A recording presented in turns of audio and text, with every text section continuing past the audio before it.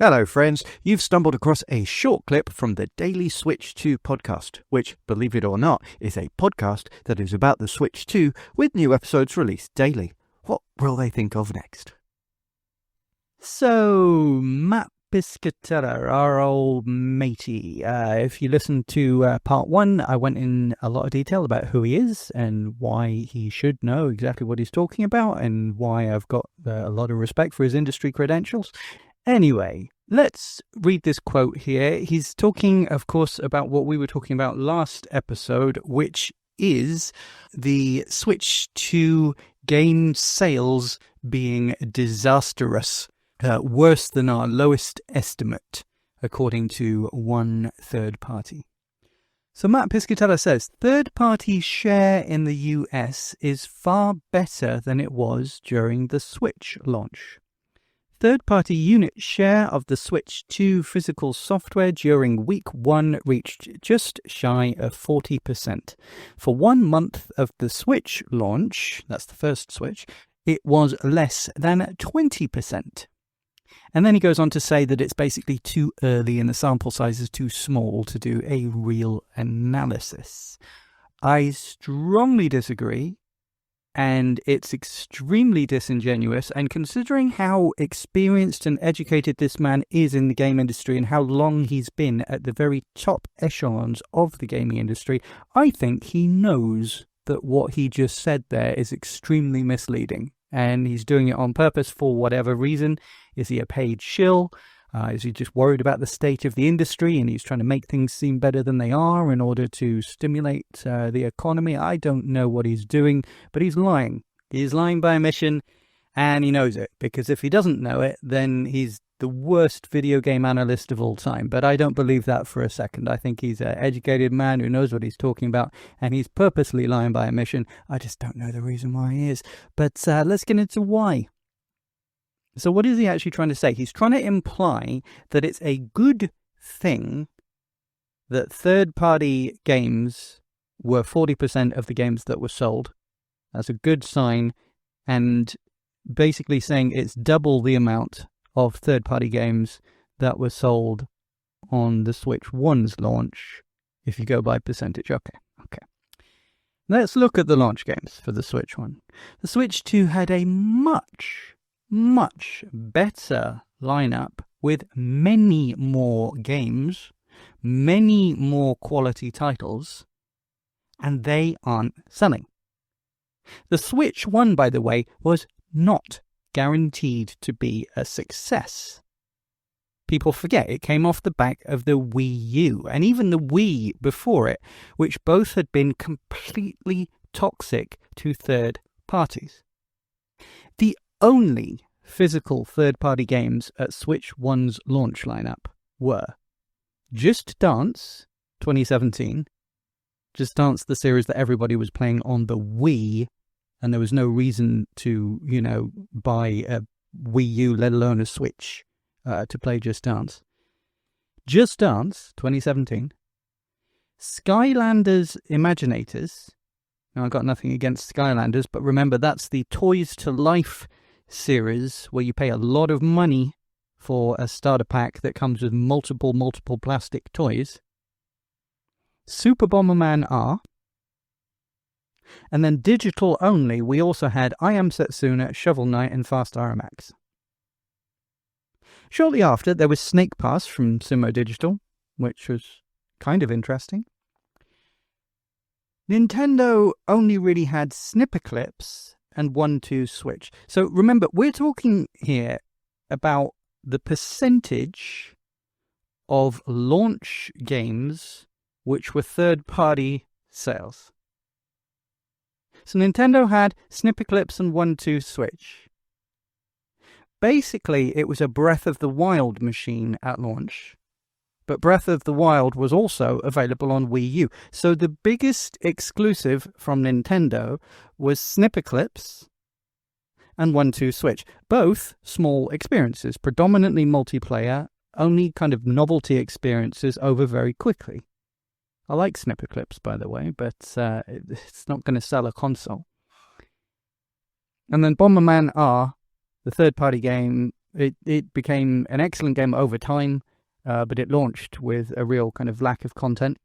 And Bomberman is never a huge selling series, and the games are always very, very similar, so it is not a system seller or must-buy on day one.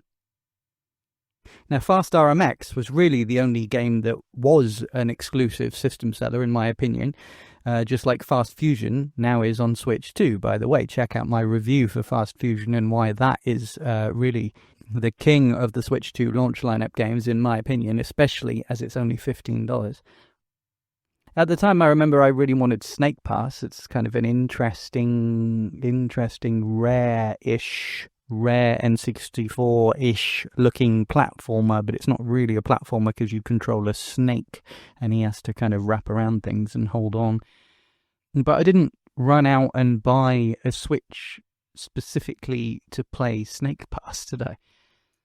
So what were people buying during the launch of the Switch 1? Firstly, the actual sales were almost nothing, except for Zelda Breath of the Wild. If you bought a Switch 1 on launch day, you bought it to play Zelda. You weren't buying it for 1-2 Switch or Just Dance or Skylanders. You know, if you wanted Just Dance or Skylanders, by the way, you were probably still playing on the Wii.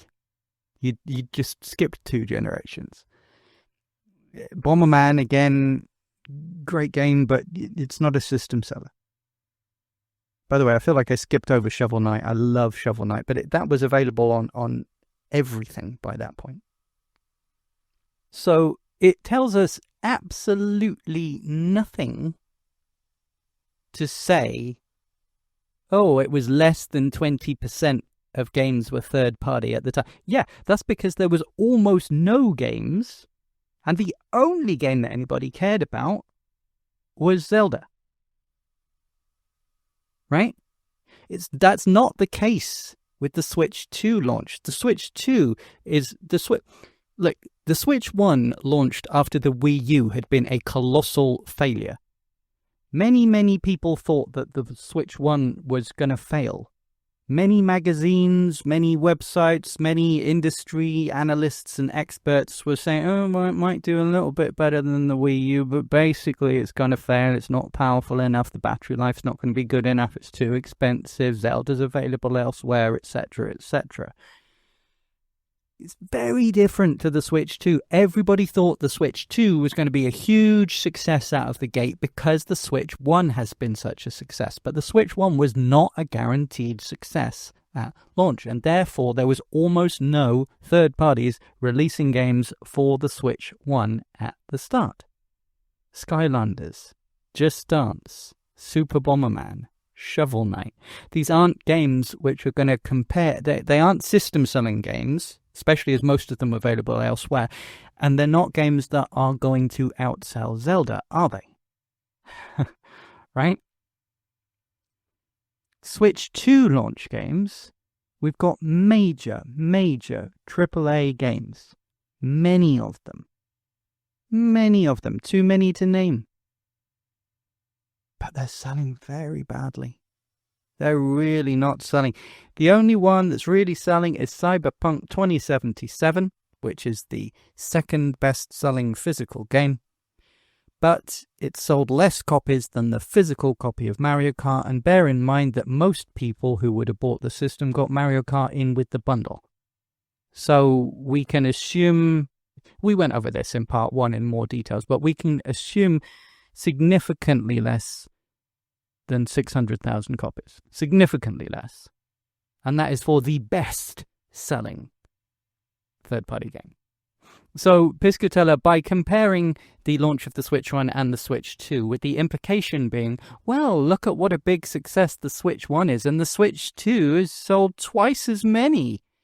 It's completely disingenuous because the Switch 1 was coming off the back of the Wii U and had almost no third parties and almost no major games, whereas the Switch 2 is coming off the back of the frickin' Switch 1 with 150 million units sold and every third party clamoring over themselves and many AAA huge experiences, and they're still not selling.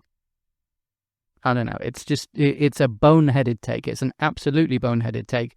And it is purposefully simple, I believe, so that hoping that people forget that the Switch 1 was in such bad shape when it first launched. Because that's the only possible way you can read that as a good thing. If you look at it with context, it's a terrible thing. But he's saying it as if it's good. He's saying it as if it's, twice as many. It's not twice as many. It's a percentage that's twice as big. But a percentage of nothing is still nothing. You know? Anyway, that's beside the point. I'm going to stop ranting now. But Piscatella, got my eye on you. I know what you're doing. Well, that was funny / sad / informative / stupid, wasn't it? Feel free to mentally redact to make that make sense with the clip that you just heard. I don't know what it was. I'm just recording a bumper. But if you enjoyed the clip, please give it a like. If you'd like to hear more, click subscribe, and you can find all the ways to listen to and support the full daily podcast at linktree/dailyswitch2. That's linktr.ee/dailyswitch2. Let's go! Did I sound like I mean that? I do. I really do.